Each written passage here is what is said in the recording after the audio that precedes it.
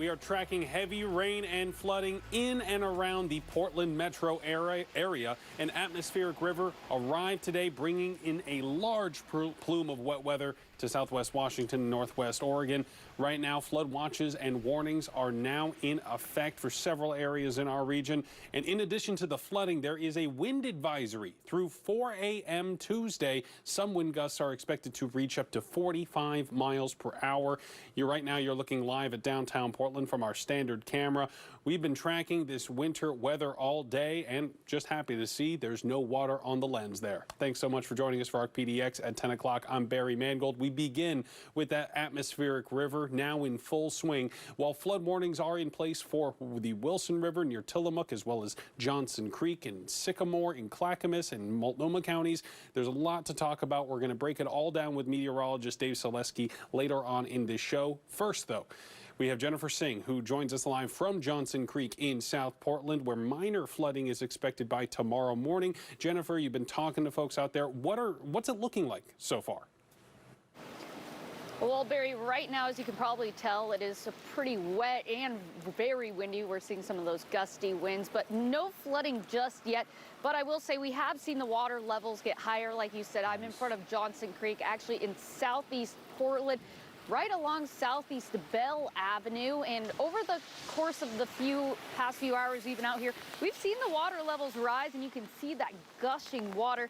And it's actually by midday tomorrow that we're expected to be in the minor flood stage, which could reach up to nearly 12 feet of rain for Johnson Creek, or 12 feet of water. Many residents who live along the Johnson Creek that I spoke with today say it's not necessarily anything new. They say Johnson Creek, unfortunately, has been a problem spot in years past when it comes to flooding. All right, so the question I have, how are they preparing the folks who live along the creek? They got to be doing something knowing that more rain is coming. Absolutely. Well, everyone is pretty much bringing their things inside, especially those who live right up along the creek. They're bringing their things from their backyard, at least to the front yard.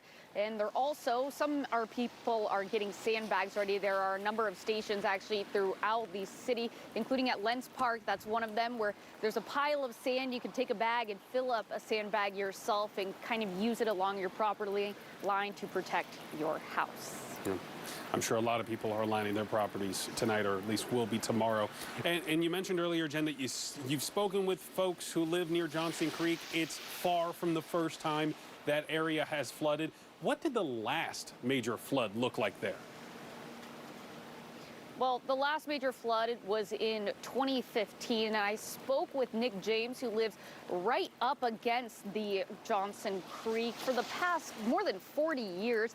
He says that when that happened, his entire front yard flooded along with the surrounding areas. He walked me through it. Take a listen. It was forecasted to be a 14-foot flood, and it ended up being 15.3. And it was already a bad flood, but it really became a really bad flood and covered all of our streets and bridges.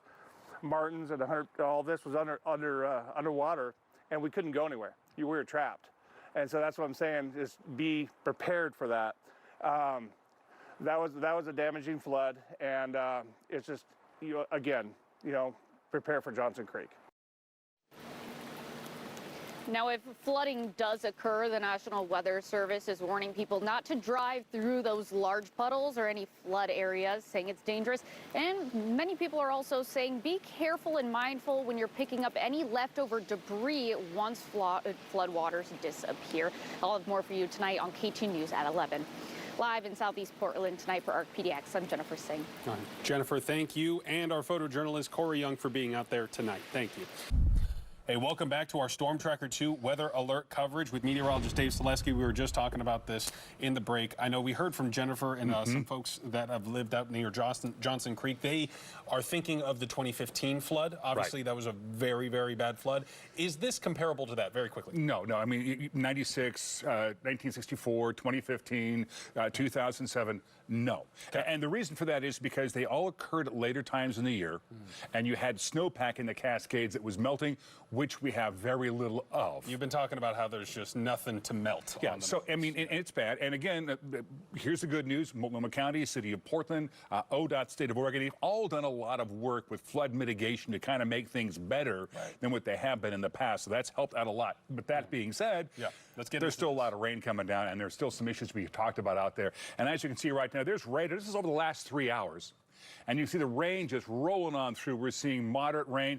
Parts of southwestern Washington, western Washington really getting pounded by this system.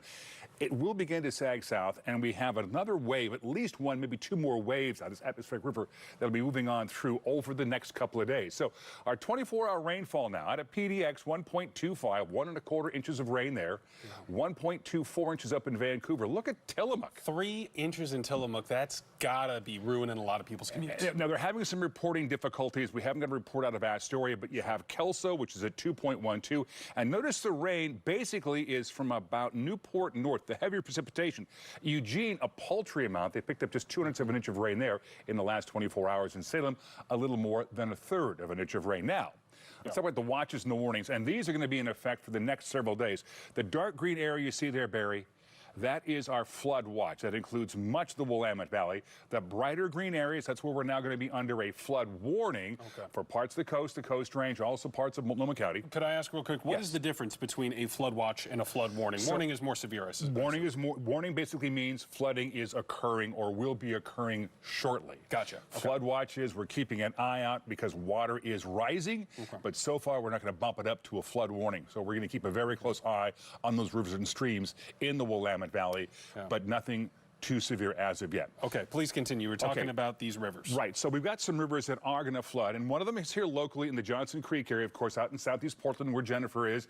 Again, we're going to see this river crest at about 12 feet by about 10 o'clock on Tuesday morning. That's going to put it into the minor flood category, moderate flood category for Johnson Creek's right at 13 feet. Now, let's move along, take you out to the Coast Range, and we call one of our usual suspects. This is the Wilson River near Tillamook, and again, this river is going to crest again tomorrow morning about 14.98 feet. Again, in the minor category, not going up to moderate, but it's going to remain there throughout much of the day tomorrow on Tuesday and gradually recede, but not until the middle part of the day. So, some flood safety tips here for you. I mean, rain is going to be a big problem over the next few days. 6 inches of water, a person can be swept away in if you get trapped in floodwaters. Up to 1 foot of rain is all you're going to need to move a car or an SUV. So the bottom line here is if you encounter high water, you turn around, you go the opposite direction so you do not drown. And again, this is a very strong atmospheric river system moving on through the area. Gotcha. And I know that we heard from that one resident next to Johnson Creek, the difference between a 14-foot flood versus 15.3 or 15 and change. That's the difference between driving through a light layer of water and not being able to leave your neighborhood. Right. And we're talking about, you know, that Johnson Creek is a particularly known area, what we call one of the usual suspects. Right. They've done a lot of work over the last 20 years to kind of get that area cleaned up, opened up, so you can have areas where the water can move away and not get on area roads and on houses. So we got about a minute left, and I want to have you just talk about the rest of this week, because I know that by Wednesday, Thursday, this system's going to be with us. How will things evolve in the next few days? Water's going to keep coming down because it's going to keep raining across the area. So we have another wave out of this again tomorrow and possibly on Wednesday as well out of this. So again, rivers will continue to rise. The rain will continue to come down.